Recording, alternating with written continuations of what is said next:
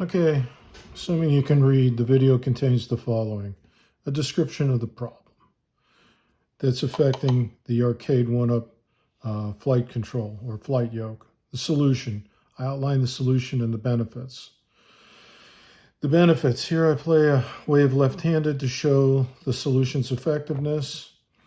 And finally, the steps to implement. I disassemble and remove the offensive issue and reassemble and calibrate the control and then move on. And that's pretty much what I want to convey in this video. Here is the handle assembly with the Y frame disconnected mechanically and electrically from the X platform. Take that off so you can see some of the gizzards, some of the inner workings. And let's take a look at the issues specific to this Y-axis or handle. As I push down, you'll see this spring is not engaging at all. There's this gouge or groove that's cut that the spring goes right through. And even kind of worse, believe it or not, this thing will also, as I pull up, go through a kind of a gouge and hit right here on the frame itself. There's a lot of damage there, and let me show you what that looks like with this handle out. Now, this is the damage that I'm really talking about. You can see here there's this gouge for the spring where it doesn't even make contact anymore, it just slips right through. And it's been chewed up real good. And it's been chewed up real good by the spring, this spring right here. Now, in my humble opinion, this spring is way too big. It's inappropriately large. It's just incredibly stiff. This particular spring would put hand trainers to shame. It's just too big, too much steel, grinding against a plastic frame. It's just a really bad design. And as we can see, even worse, kind of weird doing this. So the spring will go through here and will impinge here. As you can see, there's this crack here and a tear right here that I've epoxied up. And honestly, this damages to such an extent that it really is beyond contemplating putting the handle back as is. So I was forced into removing the spring. This was not something I really wanted to do, but represented a last-ditch effort on my part to keep playing with this control. Once I did remove the spring from the control, I noticed significant positive benefits, which I'd like to share with you. First of all, of course, the damage to the control, the frame, stopped. There's no spring, there's nothing to damage the frame. The Y control was significantly more responsive and sensitive, which I hope to show you in the following video. My score and waves played started to increase quite a bit. I've been doing this for over a year now. I've seen absolutely no damage to the gears, which are quite beefy compared to the original Atari gears, or issues whatsoever playing without the spring, other than, of course, positive ones. The only difference is when I let go of the control or the handle, it no longer has the Y ordinate go to 0, but Y max, because the handle is weighted.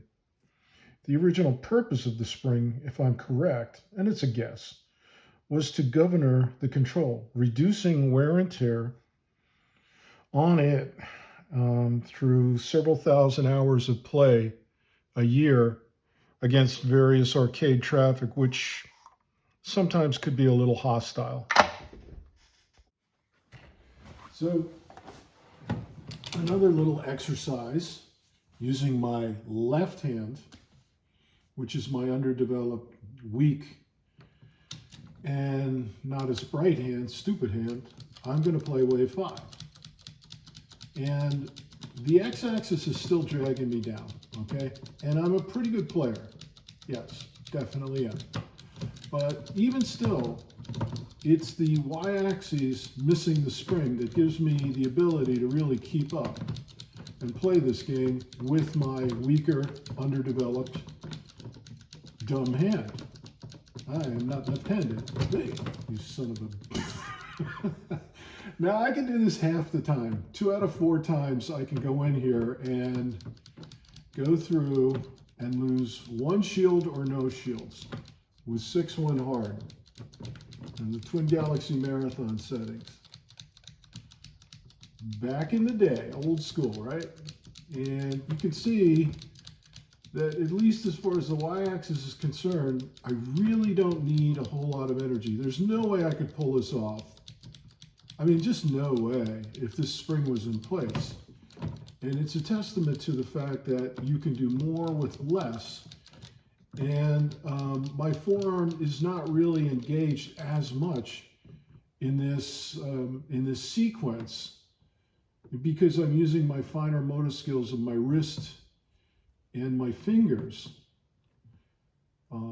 Especially here, oh, it's just so delightful to do this.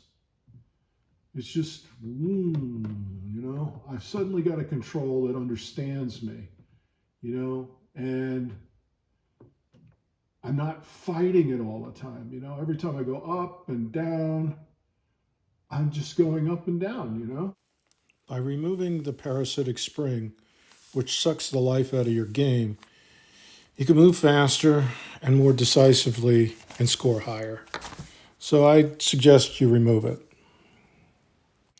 So as you can see, I was able to accomplish a pretty good game, left-handed. Not my best, but, you know, cut me some slack. I don't normally play left-handed. Right.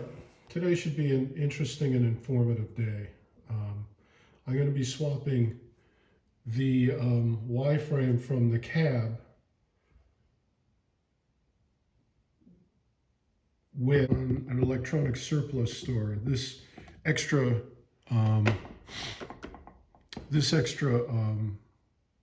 control that I was able to pick up for relatively little amount of money, and I have my surgery all ready, all the tools that I'll need. The key to this whole thing is by far and away these 2 screwdrivers right here. You're going to need a slotted 2.4 millimeter jeweler screwdriver and a number 0 or a number 1. A number 1 would be preferable, but I've lost it. Phillips. Those 2 are going to be, you know, the mainstay of the surgical procedure. And I'm going to get started. I'm going to get cracking on this cabinet right here. And hopefully things are going to go well. I'm going to show you the minimum number of steps you're going to need in order to get the job done, get the spring out. I think you'll find getting rid of the spring is actually relatively simple and pleasant, but we'll see. Okay, let's start with the iconic Atari cover. There's 4 screws here, here, here, and here, and you're going to want to take them off. I personally have very, very little value for having these screws on. Generally, once taken off, they're kept off, but that's a personal choice of mine. It doesn't have to be a personal choice of yours. I've never had this cover fly off without the screws in place, and I'm just the kind of guy who takes his control apart a lot, so you'll have to bear with me and my eccentricities. For the longest time, I took the 4 screws off the very first time, and this thing was just jammed in place. It wouldn't move. I just thought, well, you know, it's not the 4 screws. There's something else inside of it holding. That's nonsense. It Get yourself a big screwdriver and pry it. Just keep prying it and it'll come right off, okay? There's nothing really special about it. It's just the 4 screw holes attaching it to the frame, and then you're good to go. That's that. We'll move that to one side. Very noisy, aren't I? Now, then we can get to this part. This is where I wish the Phillips screwdriver was a little bigger. There are 4 screws here, 1, 2, 3, 4. Here, here, here, and here, if you will. I'm going to take them apart. Now, initially, they're going to be torqued pretty tightly if you've never done this before.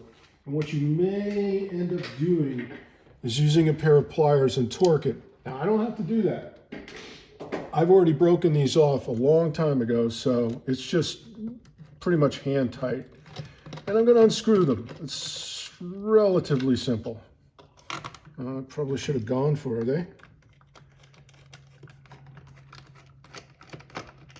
Looks like it's a little magnetized, this screwdriver. You may need a magnet to pull these off on the screwdriver itself, but it looks like there's some residual magnetization on the shaft since the last time I did it. Except for that one, of course. It's always something, isn't it? All right. 9 hours later. For the guts of it, if you will.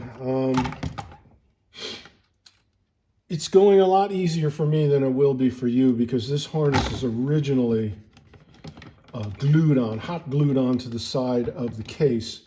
And what you're going to need to do, and you're just going to have to get used to that, is you're going to have to find out where it's glued to the case. You're going to have to scrape it out and pop it up. And that might bother some of you. And, you know, it's just something that you're really going to need to do.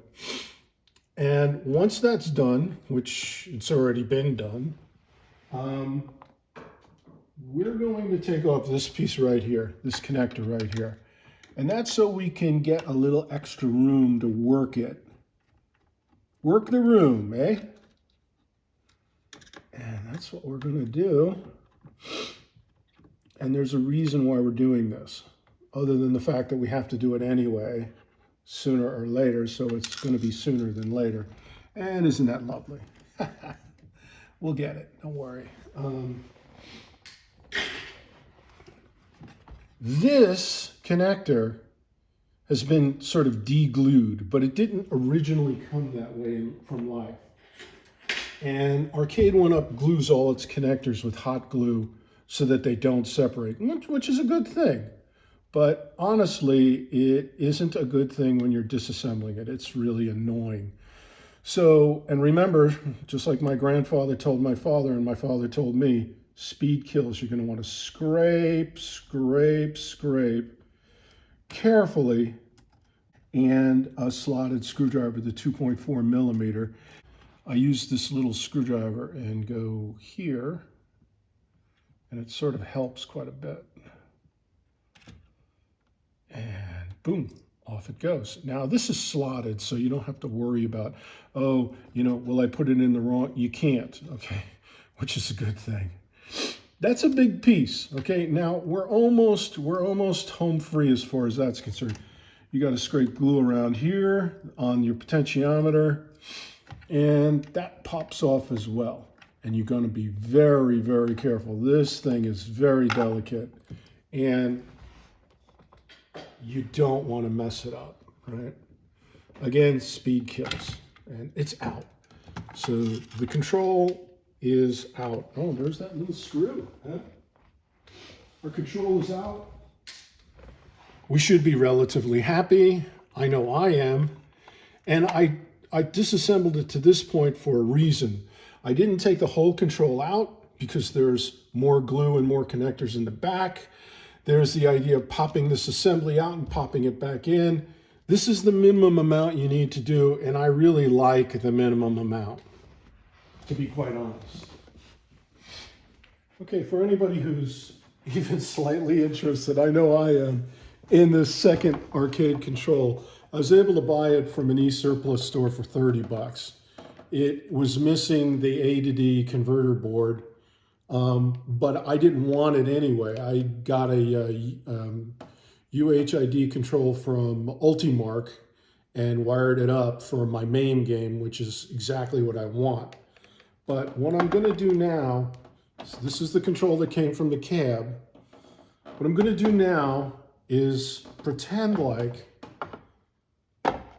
this is actually, you know, this, if you will. It's a slight fabrication, a slight bending of the truth, but it's close enough for government work, if you will. The first thing you're going to notice when you look at these odd shaped screws is they're triangular. And you're going to say to yourself, I just don't happen to have a triangular screwdriver. Who does, really? I mean, I certainly don't. So I'm going to take my 2.4 millimeter slotted, and I'm going to remove them one after the other. It's just, it works beautifully. At first, because I'm a wonderful human being. Anyway, I do want to share this with you. I think you're really going to enjoy the control without this spring. I really do. And I would urge anybody to not only just consider it, but try it. You can put the spring back if it really bothers you. I find something odd about the community. It generally is a kind of a sacred flame society. I personally love the control, but I don't love 1983 as far as the technical marvels we've achieved since then. I really love the idea that it's a high density single board instead of, you know, a piece of plywood with small scale integration. I like the LCD screen. I mean, I really like it all. And I really like this control. It's a nice adaptation of Atari's control. Now, let's go to the other side of this guy. I've actually taken the board out here, and I'm going to do something that might shock and surprise everybody. I'm going to take the potentiometer out because I have to. I just do, okay? It's not because I want to, and I know one of your biggest concerns is once you take it out, how do you put it back in? There's going to be timing that's messed up. It should be relatively easy. Go through the whole procedure and make sure you're relatively happy with the way I resolved it. I know I am. I've done this a dozen times or more, okay? I probably don't even want to know how many times I've done this. I think I'm going to be that way for the rest of my life, however long that is. Now this guy comes out, the whole thing, the whole shebang, and this slots through this little slot here. And by the way, let me encourage you every phase of the way to take photographs with your smartphone. Now we've got the handle where we want it. And what you're going to want to do is work this side of the spring furthest away from the gear. Take a normal pair of pliers, although frankly, needle nose vice grips would be best. Grab this bit here of the video, and boom, he's out, okay?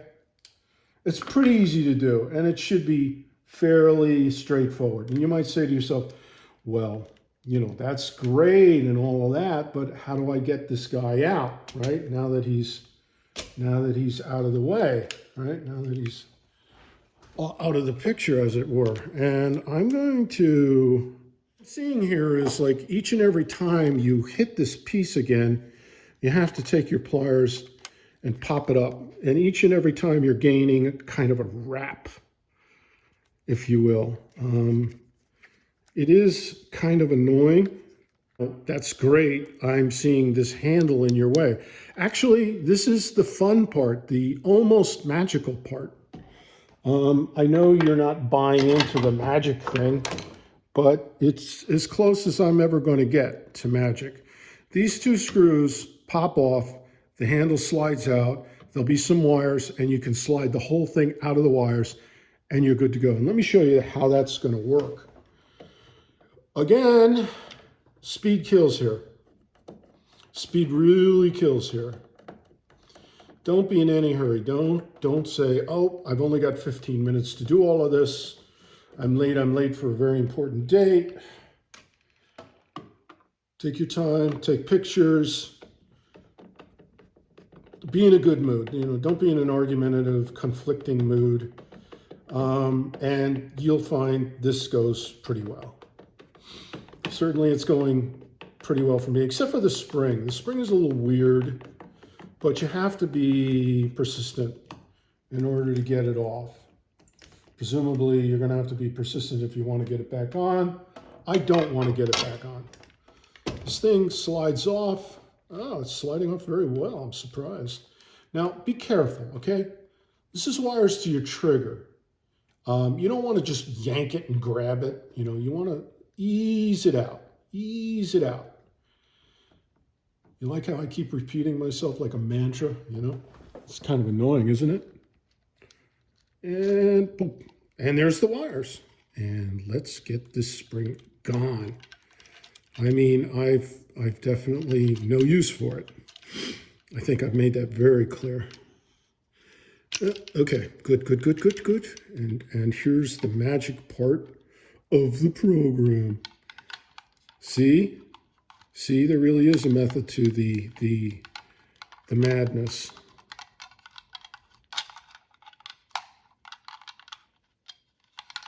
I'm just basically screwing it out. A lot slower than I want to. This bushing is definitely annoying me. Still, without the bushing, it'd be more than annoying. It would be unplayable, so I'll just have to bear with it. Now the spring is out. Bye, spring. Say goodbye to millions and millions and millions of points lost, waves lost, opportunities for learning the game lost, and the governor gone, okay? I don't hate it, but I dislike it. Hate is a very, very strong word. And now we're ready to put this handle on. Don't jam it. Possibly want to move the wires along the way.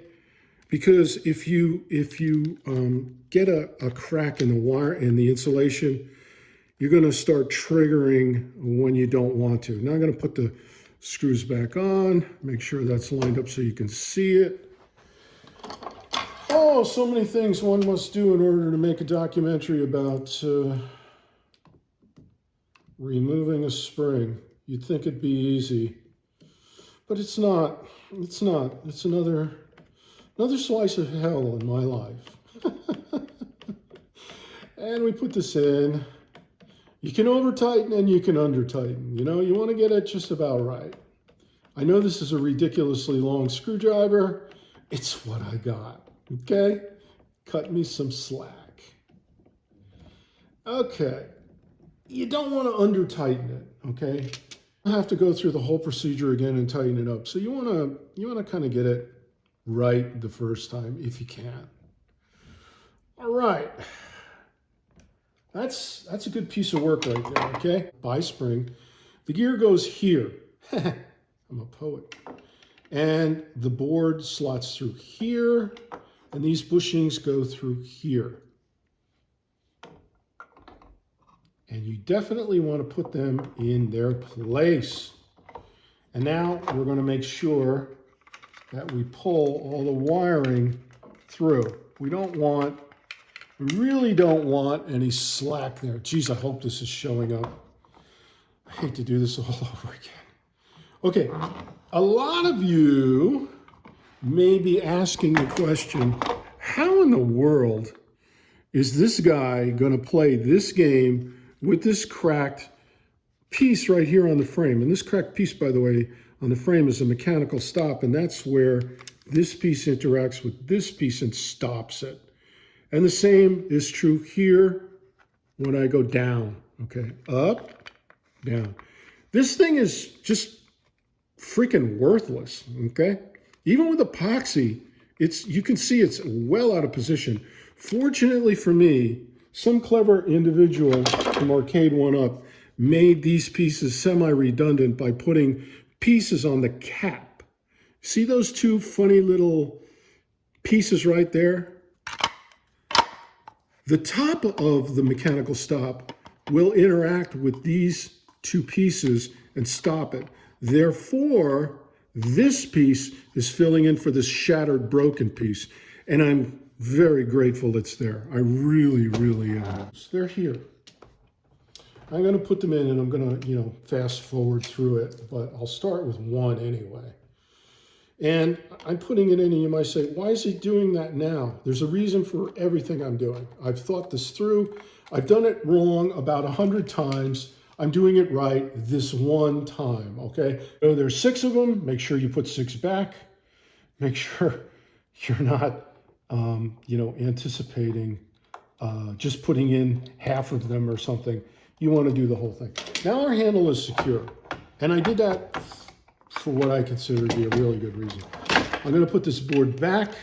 There's these 2 little screw guys. I'm going to put them here. This is where some of you might say, hey, this thing initially was glued in place. I think Arcade 1-Up had a good reason for gluing it in place. You can. That's up to you. I don't. My main concern was it interacting with this gear.